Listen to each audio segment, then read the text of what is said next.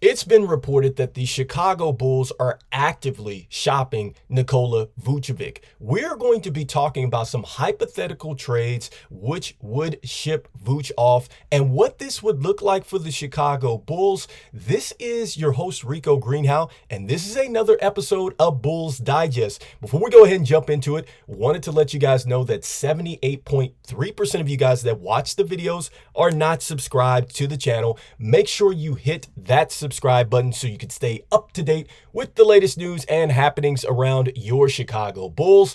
And without further ado, guys, let's go ahead and jump into the hot topic of the day, which is hypothetical trades that the Chicago Bulls could explore in getting Vuce off the roster, guys. So, look, we know that we've been shopping Zach LaVine, but we've also been trying to move Vuce as well, and mainly because Vuce has had a decline in play. I think notably he has shot 29% from downtown, which was a huge dip. And also, too, there were statistics out there that suggest that Vuce, we weren't as good with Vuce on the floor, guys. And so not only was his play pretty bad last season, but I think that there is other factors that are factoring in the fact of why the Chicago Bulls are looking to move on. And I think mainly it is because, quite frankly, we're haunted by the nightmare of the trade that we made to get Vuce in the first place. And, you know, this was kind of thrown out there in an article. I thought that this would be terrific to look at, guys, to put this in context as to what are some of the pain points that the Chicago Bulls fans are facing now that we see this version of Vuce. Number one, guys, you're going to look at this one here. We traded Wendell Carter Jr. It talks about the fact that a straight up swap is just not going to happen at this point in time. But look, it says that Wendell Carter Jr. has outperformed Vuce in the plus minus in each of his last two full seasons. And he's also locked into a declining 4-year deal that sees him being paid $10.8 million in 25-26.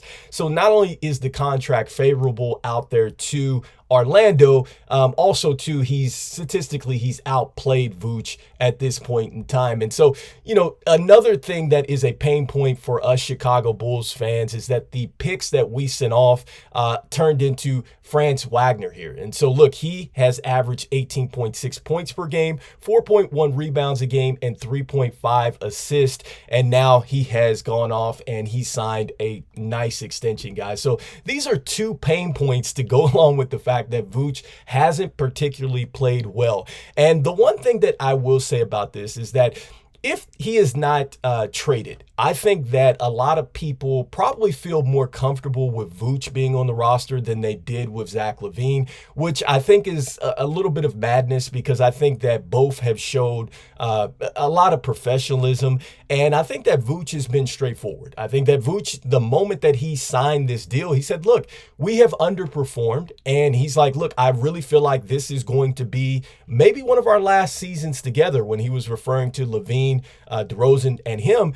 And he's probably right on par. And I think that it's not necessarily anything that Vuce has done. I mean, he's just declined at 33.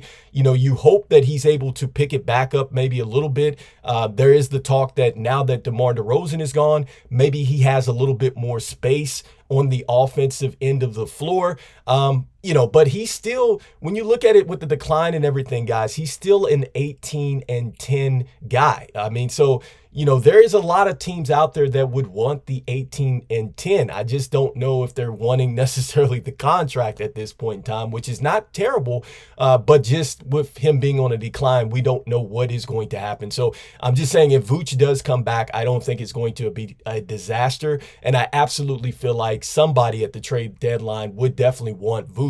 Now, that moves into the next part of the video, guys. These are my hypothetical trades that I went ahead and looked at the trade proposal machine there, and all these work financially. And there's a couple teams that I'm thinking that this possibly could work. And so first, I'm going to start off here with Toronto. I think that there is a place where Toronto does take on Vuce. I think that, you know, Vuce would probably go well with R.J. Barrett, with Quickly, with Scotty Barnes. And I feel like he's a guy that operates nicely in their spacing. I think that, yes, he doesn't necessarily run with them, but when they do need a half court basket, I think that they could go to the experience here of Vooch, and I think that, he can definitely help them there. And, certainly I think he's going to help them with the rebounding efforts as well too. And so with us, we get Bruce Brown over here. Mainly, guys, I know he's 6'4" and he's a guard, but look at that. You get the one expiring deal. So it's an expiring deal, guys. And it's not like Bruce Brown is, super old or anything like that, but he has been on the championship team with the Nuggets. And I'm just thinking that, perhaps this might be, something that the Chicago Bulls could possibly explore in order to maybe get a little bit of experience over there to help us grow. And then also, too, we can get off that contract, especially if it does not work, guys. And so the last deal that I'm going to bring up, and this is mainly suggested by not only a team that was talked about before in the Portland Trail Blazers, because there was something on the table where I think it was Jeremy Grant and Aiden for Vooch and LaVine, which we still could do. But I think in light of what they talked about in this Sacramento Kings situation where the Bulls are not wanting to take on, the contracts and things like that, I think that this is a little bit more of a tricky situation. They're still going to take back some contracts, but I think that the players that they would take back, it would maybe fit the timeline in this rebuild / retool that we're in. And I also think, too, it would move you off some players that the Chicago Bulls have been pretty uncertain about. And shout out to the person in the comment that also mentioned this as well, because I threw this third team in there just because, guys. And so, look, I'm thinking that it's a 3-team deal, and let's start with the Hornets. I think that the Hornets would go ahead and get Lonzo Ball over here to play with his brother, LaMelo Ball, all right?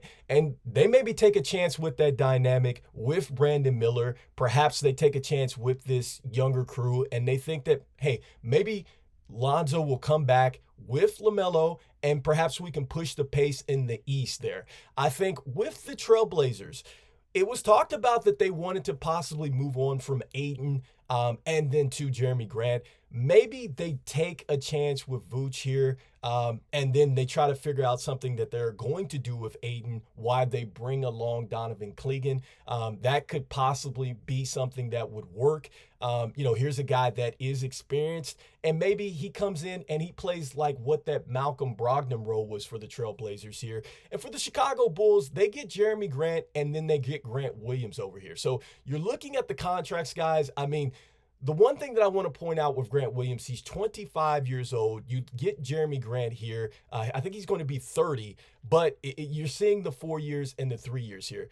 But the one thing that I want to point out is that these guys play the power forward position, and Jeremy Grant actually can play the small forward position as well. These are positions of need for the Chicago Bulls, and these guys, I think, would be able to run with Giddey and the young Bulls as well and be able to knock down some shots. I think that both of these guys are able to extend the floor for the Chicago Bulls, and they also bring a bit of toughness too as well. Because look, Grant Williams was in the NBA Finals with the Celtics. Jeremy Grant was on some great Denver Nugget teams as well, guys. And so I think that this is why this deal particularly could work for the Chicago Bulls. I know they're taking back some contracts. And the one thing that I want to throw out there, guys, is that this still works. We're still under the tax, guys, and this is without moving Zach LaVine. I'm going to say that again. That's without moving Zach LaVine. So Zach LaVine would still be on the team. You still have an option to move on from Zach LaVine, or with the young pieces, you get a chance to see is there a reset that possibly can happen with a little bit of younger veterans, I would say, to go along with our young core, and you get a chance to see how does Zach LaVine respond there? Is this the new change of scenery for Zach LaVine? Because those players don't necessarily do the same things that Zach LaVine does. So, my real question about that is just, would it stop us then from getting Bazelis and guys like that the minutes? That would be my only thing there. All right. But it does get you off of Vooch, and it does also too get you off of off of Lonzo Ball as well, guys. And so when we look at the statistics, again, with Grant Williams, he's giving you some solid numbers. You look at what he was able to do with a young team in Charlotte last year. This is why I think you are pretty impressed if you get him over here, because he did go out there and get 13 points a game, shot 76% from the line, which is always a good thing. He's shooting about 37% from downtown, guys. And so, look, he's going to give you that stability. And I think defensively, as a quarterback out there, that's what you want. And then with Jeremy Grant, he's always been a scorer, guys. He knows how to be a scorer. He's a professional scorer. And aside from that, you are getting a guy that is going to get you about 3 to 4 rebounds a game. And he's also going to be able to, facilitate the offense in the way that he's going to be able to be a bit more creative, from the outside. He's not necessarily just going to slash to the basket. He has a 3-tier game, like he can score at all 3 levels. So I think that kind of opens you up a little bit more as well. Let me know in the comments what you guys are thinking. Do you like the hypothetical trade that I've suggested where we go ahead and we add the third team with the Charlotte Hornets? Do you like the first deal where we just make something simple with Toronto? We have a contract that essentially that we can throw off the books after a year. Or do you feel like, hey, no deal at all? None of these interest me. I'd like to see something better for Vooch. And even though we don't know what we are going to do with the 2 players that we're shopping out there between LaVine and Vooch, I'm still saying go Bulls. And I'll see you guys on the next one. Peace, peace, peace.